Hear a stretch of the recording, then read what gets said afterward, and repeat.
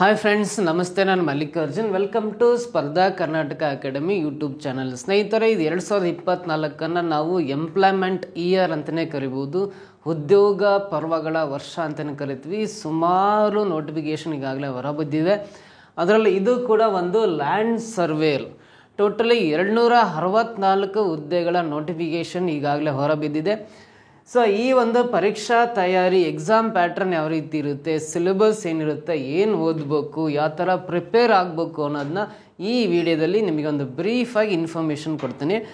ಸ್ನೇಹಿತರೆ, ಅದಕ್ಕಿಂತ ಬಿಫೋರಾಗಿ ನಮ್ಮ ಸ್ಪರ್ಧಾ ಕರ್ನಾಟಕ ಅಕಾಡೆಮಿ ಯೂಟ್ಯೂಬ್ ಚಾನಲ್ಗೆ ನೀವು ಸಬ್ಸ್ಕ್ರೈಬ್ ಆಗಿಲ್ಲ ಅಂದರೆ ಕೂಡಲೇ ಸಬ್ಸ್ಕ್ರೈಬ್ ಆಗಿ, ಪಕ್ಕದಲ್ಲಿ ಬರೋ ಬೆಲ್ ಐಕನ್ ಪ್ರೆಸ್ ಮಾಡಿ ನೋಟಿಫೈ ಆಗಿರಿ.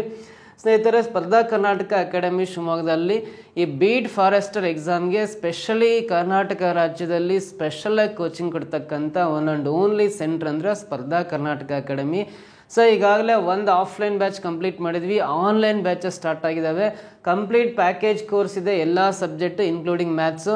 ಹಾಗೆ ಓನ್ಲಿ ಮ್ಯಾಥ್ಸ್ ಕೋರ್ಸು ಕೂಡ ನಮ್ಮ ಸ್ಪರ್ಧಾ ಕರ್ನಾಟಕ ಅಕಾಡೆಮಿ ಆನ್ಲೈನ್ ಆ್ಯಪಲ್ಲಿ ಗೂಗಲ್ ಪ್ಲೇ ಸ್ಟೋರಲ್ಲಿ ಹೋಗಿ ಡೌನ್ಲೋಡ್ ಮಾಡ್ಕೊಂಡ್ರೆ ಸೊ ಈ ಒಂದು ಆನ್ಲೈನ್ ಕೋರ್ಸನ್ನು ಯೂಸ್ ಮಾಡ್ಕೋಬೋದು. ಸೊ ನಿಮ್ಮ ಫ್ರೆಂಡ್ಸು ಅಥವಾ ಸಿಬ್ಲಿಂಗ್ಸ್ ಯಾರಾದರೂ ಅಪ್ಲೈ ಮಾಡಿದರೆ ಅವರಿಗೂ ಕೂಡ ಈ ಮಾಹಿತಿಯನ್ನು ತಿಳಿಸಿ ಅಂತ ಹೇಳ್ತಾ, ಹೆಚ್ಚಿನ ಮಾಹಿತಿ ಬೇಕಂದರೆ ಈ ನಂಬರ್ಗೆ ಕರೆ ಮಾಡಿ. ಸ್ನೇಹಿತರೆ, ಕರ್ನಾಟಕ ಸರ್ಕಾರ ಭೂಮಾಪನ, ಕಂದಾಯ ವ್ಯವಸ್ಥೆ ಮತ್ತು ಭೂ ದಾಖಲೆಗಳ ಇಲಾಖೆಗಳ ಅಡಿಯಲ್ಲಿ ಟೋಟಲಿ 264 ಭೂಮಾಪಕರ ಹುದ್ದೆಗಳ ಅಧಿಸೂಚನೆ ಹೊರಬಿದ್ದಿದೆ. ಸೊ ಅಪ್ಲಿಕೇಶನ್ ಆಗಲಿಕ್ಕೆ ಸ್ಟಾರ್ಟಿಂಗ್ ಡೇಟ್ ಇದಾಗಲೇ ಸ್ಟಾರ್ಟ್ ಆಗಿದೆ ಅನಿಸುತ್ತೆ ನೋಡ್ರಿ. ಮಾರ್ಚ್ 10ನೇ ತಾರೀಕಿಂದ ಅಪ್ಲೈ ಮಾಡಲಿಕ್ಕೆ ಸ್ಟಾರ್ಟ್ ಆಗಿದೆ. ಅಪ್ಲೈ ಮಾಡಲಿಕ್ಕೆ ಲಾಸ್ಟ್ ಡೇಟ್ ಅಂದರೆ ಏಪ್ರಿಲ್ 10ನೇ ತಾರೀಕುವರೆಗೂ ಟೈಮ್ ಇದೆ. ಯಾರೆಲ್ಲ ಇನ್ನೂ ಅಪ್ಲೈ ಮಾಡಿಲ್ಲ ದಯವಿಟ್ಟು ಕೂಡಲೇ ಅಪ್ಲೈ ಮಾಡಿರಿ. ಯಾರೆಲ್ಲ ಅಪ್ಲೈ ಮಾಡ್ಬೋದು ಈ ಒಂದು ಪರೀಕ್ಷೆಗೆ ಅಂತ ನೋಡ್ತಾ ಹೋಗೋದಾದರೆ, ಯಾರೆಲ್ಲ ಅಪ್ಲೈ ಮಾಡೋಕ್ಕೆ ಬರುತ್ತೆ ಅಂದರೆ, ಎಜುಕೇಷನ್ ಕ್ವಾಲಿಫಿಕೇಷನ್, ಶೈಕ್ಷಣಿಕ ವಿದ್ಯಾರ್ಹತೆ ಏನೇನು ಇರಬೇಕು ಅಂದರೆ BE ಅಥವಾ BTech, ಸಿವಿಲ್ ಎಂಜಿನಿಯರಿಂಗ್ನಲ್ಲಿ BE ಅಥವಾ BTech ಕಂಪ್ಲೀಟ್ ಮಾಡಿರೋ ಕ್ಯಾಂಡಿಡೇಟ್ಸ್ ಎಲ್ಲರೂ ಕೂಡ ಇದಕ್ಕೆ ಅಪ್ಲೈ ಮಾಡ್ಬೋದು. ಹಾಗೆ ಡಿಪ್ಲೊಮೊ ಸಿವಿಲ್ ಎಂಜಿನಿಯರಿಂಗ್ ಕಂಪ್ಲೀಟ್ ಮಾಡಿರೋ ಎಲ್ಲರೂ ಕೂಡ ಅಪ್ಲೈ ಮಾಡ್ಬೋದು. ಬಟ್ ಇವರಿಗೆ ಇಲ್ಲಿ ಮಿನಿಮಮ್ ಪರ್ಸೆಂಟೇಜ್ ಅಂತಿಲ್ಲ, ಜಸ್ಟ್ ಪಾಸ್ ಆದರೂ ಕೂಡ ಅಪ್ಲೈ ಮಾಡ್ಬೋದು. ಆದರೆ PUC ಸೈನ್ಸಲ್ಲಿ ಎಸ್ಪೆಷಲಿ ಮ್ಯಾಥಮೆಟಿಕ್ಸಲ್ಲಿ, ಮ್ಯಾಥ್ಸಲ್ಲಿ ಎಬೋವ್ 60 60ಕ್ಕಿಂತ ಹೆಚ್ಚು ಅಂಕ ಗಳಿಸಿರೋ ಕ್ಯಾಂಡಿಡೇಟ್ಸು ಕೂಡ ಈ ಒಂದು ಹುದ್ದೆಗೆ ಅಪ್ಲೈ ಮಾಡ್ಬೋದು. ಹಾಗೆ IT ಸರ್ವೆ ಟ್ರೇಡ್ ಪಾಸ್ ಮಾಡಿಕೊಳ್ತಕ್ಕಂಥ ಕ್ಯಾಂಡಿಡೇಟ್ಸು ಅಪ್ಲೈ ಮಾಡ್ಬೋದು. GOCನಲ್ಲಿ ಲ್ಯಾಂಡ್ ಆ್ಯಂಡ್ ಸಿಟಿ ಸರ್ವೆ ಟ್ರೇಡನ್ನು ಪಾಸ್ ಆಗಿರ್ತಕ್ಕಂಥ ಕ್ಯಾಂಡಿಡೇಟ್ಸ್ ಎಲ್ಲರೂ ಕೂಡ ಈ ಒಂದು ಲ್ಯಾಂಡ್ ಸರ್ವೇರ್ ಹುದ್ದೆಗೆ ಅಪ್ಲಿಕೇಶನ್ ಹಾಕ್ಬೋದು. ಯಾರೆಲ್ಲ ಹಾಕ್ಬೋದು ಅಂತ ನಿಮಗೆ ಬ್ರೀಫ್ ನಿಮಗೆ ತಿಳಿಸ್ಕೊಟ್ಟಿದ್ದೇನೆ. ಹಾಗೆ ಸ್ನೇಹಿತರೆ ನೋಡ್ರಿ, ಸೆಲೆಕ್ಷನ್ ಪ್ರೊಸೀಜರ್ ಯಾವ ರೀತಿ ಇರುತ್ತೆ ಅಂದ್ರೆ, ಫಸ್ಟ್ ಒಂದು ಕಡ್ಡಾಯ ಕನ್ನಡ ಭಾಷಾ ಪರೀಕ್ಷೆ ಅಂತ ಇರುತ್ತೆ. ಸೊ ಕ್ವಾಲಿಫೈಯಿಂಗ್ ಪೇಪರ್ ಅಂತ ಕರಿತೀವಿ, ಕನ್ನಡ ಭಾಷಾ ಪರೀಕ್ಷೆ ಅಂತ ಕರಿತೀವಿ. ಇದನ್ನ ಕ್ವಾಲಿಫೈಯಿಂಗ್ ಪೇಪರ್ ಅಂತ ಹೇಳ್ತೀವಿ. ಸೊ ನೋಡ್ರಿ, ಇದು 150 ಮಾರ್ಕ್ಸಿಗೆ ಇರುತ್ತೆ. ನಿಮ್ಮ ಎಕ್ಸಾಮ್ ಏನಿರುತ್ತಲ್ಲ ಅದಕ್ಕಿಂತ 1 ಡೇ ಬಿಫೋರ್ ಇರುತ್ತೆ. ಎಕ್ಸಾಮ್ ಡೇಟ್ ಏನು ಕೊಟ್ಟಿದ್ದಾರಲ್ಲ ಅದಕ್ಕಿಂತ 1 ಡೇ ಬಿಫೋರಾಗಿ ಇದು ನಡೆಯುತ್ತೆ ಕನ್ನಡ ಭಾಷಾ ಪರೀಕ್ಷೆ. 150 ಅಂಕಗಳಿಗೆ ಕನ್ನಡ ಭಾಷಾ ಪರೀಕ್ಷೆ ಇರುತ್ತೆ. ಕನಿಷ್ಠ 50 ಅಂಕಗಳನ್ನು ಗಳಿಸಲೇಬೇಕು. ಮಿನಿಮಮ್ 50 ಮಾರ್ಕ್ಸನ್ನು ಇದರಲ್ಲಿ ತಗೊಂಡ್ರೆ ಮಾತ್ರ ನೀವು ನೆಕ್ಸ್ಟ್ ಕಾಂಪಿಟೇಟಿವ್ ಎಕ್ಸಾಮ್ ಬರಲಿಕ್ಕೆ ಕ್ವಾಲಿಫೈ ಆಗ್ತೀರಿ ಅಂತ. ಆದರೆ ಒಂದು ವಿಚಾರ ಗೊತ್ತಿರಲಿ, 29/11 ಕರ್ನಾಟಕ ಲೋಕ ಸೇವಾ ಆಯೋಗದಿಂದ ನಡೆಸಿರ್ತಕ್ಕಂಥ ಕನ್ನಡ ಭಾಷಾ ಪರೀಕ್ಷೆ 29/11/2021, ಅದರ ನಂತರ ನಡೆದ ಭಾಷಾ ಪರೀಕ್ಷೆಯಲ್ಲಿ ಈಗಾಗಲೇ ಉತ್ತೀರ್ಣರಾಗಿರ್ತಕ್ಕಂಥ ಅಭ್ಯರ್ಥಿಗಳು ಸೊ ಮತ್ತೊಮ್ಮೆ ಎಕ್ಸಾಮ್ ಅಟೆಂಡ್ ಮಾಡೋ ಅವಶ್ಯಕತೆ ಇಲ್ಲ. ಅಲ್ಲೇ ಗಳಿಸಿರೋ ಅಂಕಗಳನ್ನು ಕನ್ಸಿಡರ್ ಮಾಡಲಾಗುತ್ತೆ. ಸೊ 29/11/2022 ಅದರ ನಂತರ ನಡೆದ ಕನ್ನಡ ಭಾಷಾ ಪರೀಕ್ಷೆಯಲ್ಲಿ ಅಟೆಂಡ್ ಆಗಿರೋ ಅಭ್ಯರ್ಥಿಗಳು ಮತ್ತೊಮ್ಮೆ ಅಟೆಂಡ್ ಮಾಡೋ ಅವಶ್ಯಕತೆ ಇಲ್ಲ. ಇದಕ್ಕಿಂತ ಬಿಫೋರಾಗಿ ಅಟೆಂಡ್ ಮಾಡಿರೋ ಎಲ್ಲರೂ ಕೂಡ ಮತ್ತೊಮ್ಮೆ ಕನ್ನಡ ಭಾಷಾ ಪರೀಕ್ಷೆಯನ್ನು ಈ ಎಕ್ಸಾಮಿಗೆ ಸಂಬಂಧ ಅಟೆಂಡ್ ಮಾಡಲೇಬೇಕಾಗುತ್ತೆ. ಸೊ ಇಲ್ಲಿ ಕ್ವಾಲಿಫೈ ಆಗಿರ್ತಕ್ಕಂಥ ಕ್ಯಾಂಡಿಡೇಟ್ಸ್ಗೆ ನೆಕ್ಸ್ಟ್ ಡೇ ಏನಾಗಿರುತ್ತೆ ಅಂದರೆ, ಸ್ಪರ್ಧಾತ್ಮಕ ಪರೀಕ್ಷೆ ಇರುತ್ತೆ, ಕಾಂಪಿಟೇಟಿವ್ ಎಕ್ಸಾಮಿನೇಷನ್ ಇರುತ್ತೆ. ಸೊ ಅದು 2 ಪೇಪರನ್ನು ಒಳಗೊಂಡಿರುತ್ತೆ, ಪೇಪರ್ ಫಸ್ಟ್, ಪೇಪರ್ ಸೆಕೆಂಡ್ ಅಂತ.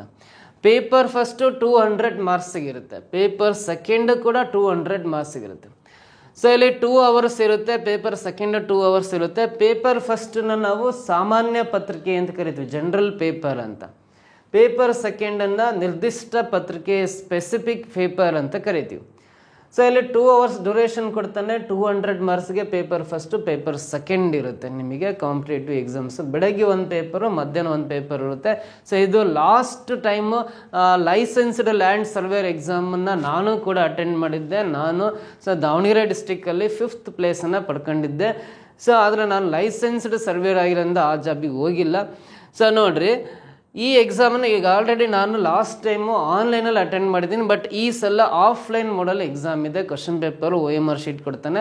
ಇದೆಲ್ಲ ಆಬ್ಜೆಕ್ಟಿವ್ ಟೈಪ್ ಕ್ವಶನ್ಸ್ ಇರ್ತಾವೆ. ಬಹು ಆಯ್ಕೆಯ ಪ್ರಶ್ನೆಗಳು ಅಂದರೆ ಒಂದು ಪ್ರಶ್ನೆಗೆ 4 ಆಪ್ಷನ್ಸ್ ಇರ್ತವೆ. ಅದರಲ್ಲಿ ಸರಿಯಾದ ಉತ್ತರಕ್ಕೆ ನಿಮಗೆ ಸರಿಯಾದ ಉತ್ತರಕ್ಕೆ ಮಾರ್ಕ್ಸ್ ಕೊಡ್ತಾನೆ. ತಪ್ಪು ಉತ್ತರಕ್ಕೆ ನೆಗೆಟಿವ್ ಮಾರ್ಕಿಂಗ್ ಕೂಡ ಇರೋ ಸಾಧ್ಯತೆ ಇರುತ್ತೆ. ಸೊ ನೆಕ್ಸ್ಟ್ ಬರೋಣ, ತರಬೇತಿ ಯಾವ ರೀತಿ ಇರುತ್ತೆ ಅಂದರೆ ನೋಡಿರಿ, ಈ ಎಕ್ಸಾಮಲ್ಲಿ ಪಾಸ್ ಆಗಿ ಅಂದರೆ ಸೆಲೆಕ್ಟ್ ಆಗಿರೋ ಕ್ಯಾಂಡಿಡೇಟ್ಸ್ನ ಸೊ ಅಲ್ಲಿ ಮೆರಿಟ್ ಆಧಾರದ ಮೇಲೆ, ಆಮೇಲೆ ಕೆಟಗರಿ ಆಧಾರದ ಮೇಲೆ ಸೆಲೆಕ್ಟ್ ಆಗಿರೋ ಕ್ಯಾಂಡಿಡೇಟ್ಸ್ಗೆ ಈ BE ಮತ್ತು ಡಿಪ್ಲೊಮೊ BE ಹೋಲ್ಡರ್ಸು ಅಥವಾ ಡಿಪ್ಲೊಮೊ ಹೋಲ್ಡರ್ಸು ಅಥವಾ ITI ಅಥವಾ JOC ಹೋಲ್ಡರ್ಸ್ಗೆ 6 ತಿಂಗಳ ವೃತ್ತಿ ಬುನಾದಿ ತರಬೇತಿಗೆ ಹಾಜರಾಗಬೇಕು. 6 months ಟ್ರೈನಿಂಗ್ ಅಟೆಂಡ್ ಆಗಬೇಕು. PUC ಮೇಲೆ ಸೆಲೆಕ್ಟ್ ಆಗಿರೋ ಕ್ಯಾಂಡಿಡೇಟ್ಸು 9 ತಿಂಗಳ ವೃತ್ತಿ ತರಬೇತಿ ಬುನಾದಿಗೆ ಹಾಜರಾಗಲೇಬೇಕು. ಸೊ ಈ ತರಬೇತಿ ನಂತರ ನಿಮಗೆ ಒಂದು ಎಕ್ಸಾಮ್ ಕಂಡಕ್ಟ್ ಮಾಡ್ತಾರೆ. ಆ ಎಕ್ಸಾಮಲ್ಲಿ ಪಾಸ್ ಆಗಲೇಬೇಕು. ಫಸ್ಟ್ ಅಟೆಂಪ್ಟಲ್ಲಿ ಏನಾದ್ರು ಪಾಸ್ ಆಗಿಲ್ಲ ಅಂದರೆ ಮತ್ತೊಮ್ಮೆ ನಿಮಗೆ ಟ್ರೈನಿಂಗ್ ಕೊಟ್ಟು ಇನ್ನೊಂದು ಸಲ ಎಕ್ಸಾಮ್ ಕೊಡ್ತಾನೆ. ಸೆಕೆಂಡ್ ಅಟೆಂಪ್ಟಲ್ಲಾದರೂ ಪಾಸ್ ಮಾಡ್ಕೊಳ್ಳೇಬೇಕಾಗುತ್ತೆ. ಸೆಕೆಂಡ್ ಅಟೆಂಪ್ಟಲ್ಲೂ ಪಾಸ್ ಆಗಿಲ್ಲ ಅಂದರೆ ನಿಮ್ಮನ್ನ ಡಿಸ್ಕ್ವಾಲಿಫೈ ಮಾಡ್ತಾ ಇದ್ದಾರೆ. ಸೊ ಈ ರೀತಿ ಸೆಲೆಕ್ಷನ್ ಪ್ರೊಸೀಜರ್ ಇರುತ್ತೆ. ಸೊ ನೋಡ್ರಿ ಬನ್ನಿ, ಈ ಕಾಂಪಿಟೇಟಿವ್ ಎಕ್ಸಾಮ್ ಸಿಲೆಬಸ್ ಏನೇನಿರುತ್ತೆ ಅಂತ ನೋಡ್ತಾ ಹೋಗೋದಾದ್ರೆ, ಪೇಪರ್ ಫಸ್ಟನ್ನು ನಾವು ಜನರಲ್ ಪೇಪರ್ ಅಂತ ಕರಿತೀವಿ, ಸಾಮಾನ್ಯ ಪತ್ರಿಕೆ ಅಂತ ಕರಿತೀವಿ. 200 ಮಾರ್ಕ್ಸ್ ಇರುತ್ತೆ. 200 ಮಾರ್ಕ್ಸ್ ಒಳಗೊಂಡಿರ್ತಕ್ಕಂಥ ಸಬ್ಜೆಕ್ಟ್ಸ್ ಯಾವ್ಯಾವ ಅಂದರೆ ಸ್ಟ್ಯಾಟಿಕ್ GK ಅಂತ ಕರಿತೀವಿ. ಸೊ ಜನರಲ್ ನಾಲೆಡ್ಜ್ ಅಂತ ಹೇಳ್ತೀವಿ. ಸ್ಟ್ಯಾಟಿಕ್ ಜನರಲ್ ನಾಲೆಡ್ಜ್ ಬಗ್ಗೆ ಪ್ರಶ್ನೆ ಬರ್ತವೆ.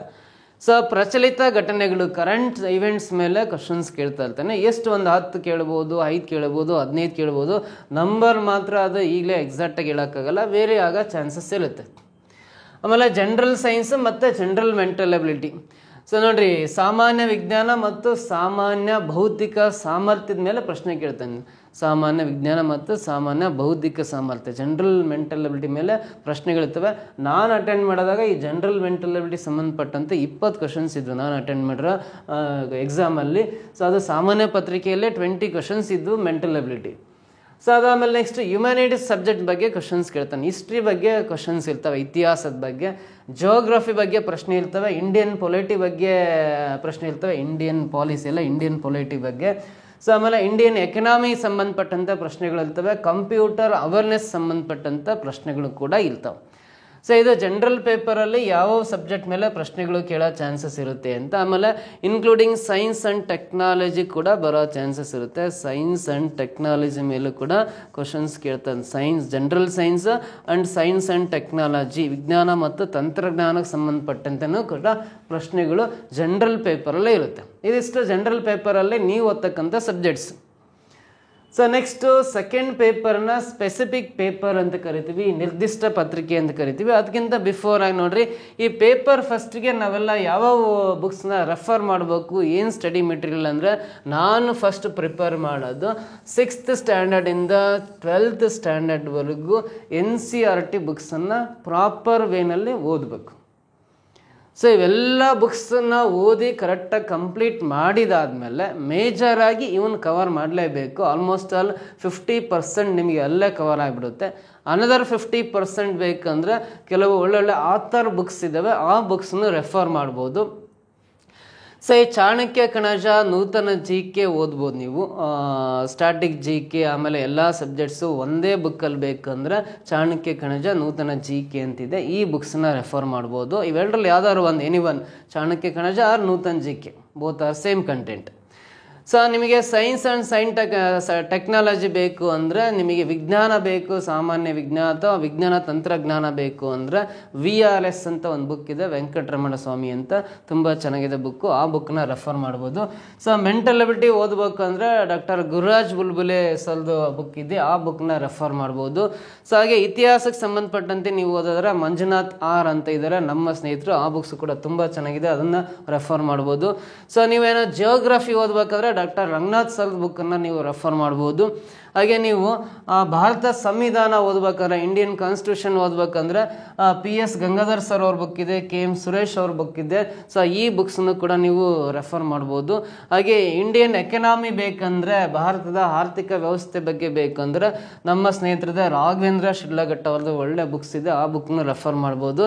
ಹಾಗೆ ಕಂಪ್ಯೂಟರ್ ಅವೇರ್ನೆಸ್ ಬಗ್ಗೆ ನೀವೇನಾದರೂ ಬುಕ್ಸ್ ಓದಿದಾರೆ, so doctor Gururaj Bulbule sir book ಇದೆ, ಆ ಬುಕ್ಸ್ನ ನೀವು ಫಸ್ಟ್ ಪೇಪರ್ಗೆ ಈ NCERT ಬುಕ್ಗಳ ಜೊತೆಗೆ ಇದನ್ನು ಕವರ್ ಮಾಡ್ಬೋದು. ಓಕೆನಾ?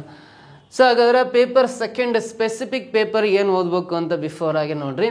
So Spardha Karnataka Academy online ಪ್ಲಾಟ್ಫಾರ್ಮಲ್ಲಿ ಗೂಗಲ್ ಪ್ಲೇಸ್ಟೋರಲ್ಲಿ ಹೋಗಿ ಸ್ಪರ್ಧಾ ಕರ್ನಾಟಕ ಅಕಾಡೆಮಿ ಆ್ಯಪನ್ನು ಡೌನ್ಲೋಡ್ ಮಾಡ್ಕೊಂಡ್ರೆ ಈ ಲ್ಯಾಂಡ್ ಸರ್ವೇರ್ ಎಕ್ಸಾಮ್ಸ್ಗೆ ಕಂಪ್ಲೀಟ್ ಪ್ಯಾಕೇಜ್ ಕೋರ್ಸ್ ಇದೆ, ಪೇಪರ್ ಫಸ್ಟು ಪೇಪರ್ ಸೆಕೆಂಡು. ಹಾಗೆ ಗ್ರಾಮ ಆಡಳಿತ ಅಧಿಕಾರಿ ವಿಲೇಜ್ ಅಡ್ಮಿನಿಸ್ಟ್ರೇಟಿವ್ ಆಫೀಸರ್ ಸಂಬಂಧಪಟ್ಟಂತೆಯೂ ಕೂಡ ಆನ್ಲೈನ್ ಕೋರ್ಸ್ ಈಗಾಗಲೇ ಲಾಂಚ್ ಮಾಡಿದ್ವಿ. ಗೂಗಲ್ ಪ್ಲೇಸ್ಟೋರಲ್ಲಿ ಸ್ಪರ್ಧಾ ಕರ್ನಾಟಕ ಅಕಾಡೆಮಿನ ಡೌನ್ಲೋಡ್ ಮಾಡ್ಕೊಂಡು ಸೊ ಆನ್ಲೈನ್ ಕೋರ್ಸ್ ಕೂಡ ನೀವು ತಗೋಬೋದು. ಸೊ ಹೆಚ್ಚಿನ ಮಾಹಿತಿ ಬೇಕಾದ್ರೆ ಇಲ್ಲಿ ಕಾಣಿಸ್ತಕ್ಕಂಥ ಮೊಬೈಲ್ ನಂಬರಿಗೆ ಕರೆ ಮಾಡಿ, ಅಲ್ಲಿ ಡೈಲಿ ಕೂಡ ಡೈಲಿ ಎರಡೆರಡು ವೀಡಿಯೋಸ್ನ ನಾವು ಅಪ್ಲೋಡ್ ಮಾಡ್ತಾ ಇರ್ತೀವಿ. Daily up to till exam ಬರೋವರೆಗೂ ಅಥವಾ ಸಿಲೆಬಸ್ ಕಂಪ್ಲೀಟ್ ಆಗೋವರೆಗೂ ಡೈಲಿ ಎರಡು ವೀಡಿಯೋಸ್ನ ನೀವು ವಾಚ್ ಮಾಡ್ಬೋದು. ಹಾಗೆ ಟೆಸ್ಟ್ ಕೂಡ ಆಗ್ತೀವಿ, ಟೆಸ್ಟ್ ಸೀರೀಸ್ ಕೂಡ ಅಟೆಂಡ್ ಮಾಡ್ಬೋದು. ಇದೆಲ್ಲ ಫೆಸಿಲಿಟೀಸ್ ನಿಮಗೆ ಆನ್ಲೈನ್ ಪ್ಲಾಟ್ಫಾರ್ಮಲ್ಲಿ ಸಿಗ್ತಾ ಇದೆ. ಹೆಚ್ಚಿನ ಮಾಹಿತಿ ಬೇಕಂದರೆ ಇಲ್ಲಿ ಕಾಣಿಸ್ತಕ್ಕಂಥ ಮೊಬೈಲ್ ನಂಬರ್ಗೆ ಕರೆ ಮಾಡಿ. ಸೊ ಹಾಗೆ ನೋಡ್ರಿ, ಸ್ಪೆಸಿಫಿಕ್ ಪೇಪರ್ 200 ಮಾರ್ಕ್ಸಿಗೆ ಇರುತ್ತೆ. ಆ 200 ಮಾರ್ಕ್ಸಿಗೆ ಈ ಮ್ಯಾಥ್ಸ್ 70% ಇರುತ್ತೆ, 70% ಮ್ಯಾಥ್ಸ್ ಇರುತ್ತೆ. ಇನ್ನು 20% ಫಿಸಿಕ್ಸ್ ಇರುತ್ತೆ, ಭೌತಶಾಸ್ತ್ರ. ಆಮೇಲೆ ಜಿಯೋಗ್ರಫಿ 10% ಇರುತ್ತೆ.